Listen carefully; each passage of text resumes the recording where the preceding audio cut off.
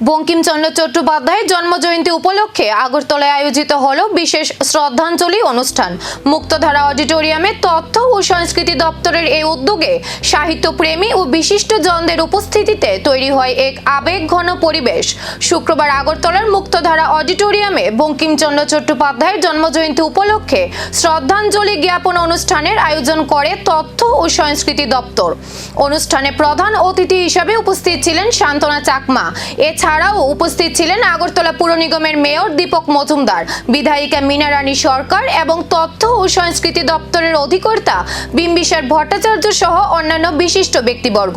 অনুষ্ঠানে বঙ্কিমচন্দ্র চট্টোপাধ্যায়ের সাহিত্যকৃতি, তার চিন্তাধারা এবং বিশেষ করে জাতীয় সঙ্গীত বন্দে মাতরমের ঐতিহাসিক গুরুত্ব নিয়ে বিস্তারিত আলোচনা করা হয়।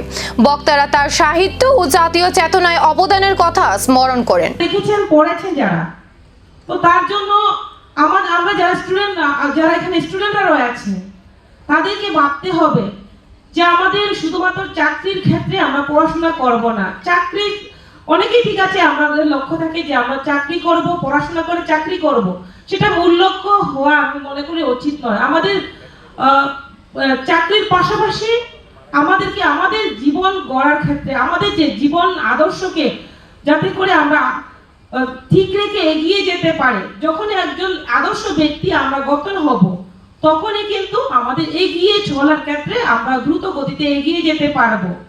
তার জন্য এটাই বলবো যে আমাদের বর্তমান দিনে আমাদের সমাজ ব্যবস্থা হোক, আমাদের কিন্তু বর্তমানে আমাদের ইন্টারনেটে যোগ হচ্ছে, যে কম্পিটিশনের যোগ হচ্ছে, তো আমাদের শুধুমাত্র রোল মডেলে থাকলেও হবে না, আমাদের যে বাস্তবতার সঙ্গে আমাদের এগিয়ে যেতে হবে। আজকে আমরা দেখি, যদি ইন্টারনেট থেকে শুরু করে আজকে আমরা বিশ্বের কথা যদি চিন্তা করি, তাহলে কিন্তু আমাদের ভারতবর্ষ কিন্তু অনেক এগিয়ে যাচ্ছে। আমাদের মোদীজির নেতৃত্বে সরকারের নেতৃত্বে আমাদের সরকার এগিয়ে যাচ্ছে। ঠিক সেভাবে একটা পরিবার এগিয়ে যাবে, যেটা হোক আমাদের সমাজ ব্যবস্থা হোক, আমাদের ধর্মের ক্ষেত্রে হোক, সাংস্কৃতিক হোক, যদি আমরা সেই আমাদের যে ভারতবর্ষের সংস্কৃতিকে আমরা গুরুত্ব দিই, তাহলেই আমরা এগিয়ে যেতে পারবো। তার জন্য আমাদের যারা ছাত্রছাত্রীরা রয়েছেন, সাহিত্য ও দেশপ্রেমের প্রতীক বঙ্কিমচন্দ্রের চিন্তাধারা আজও কতটা প্রাসঙ্গিক, এই প্রশ্নই নতুন করে আলোচনায় উঠে এলো এই শ্রদ্ধাঞ্জলি মঞ্চে।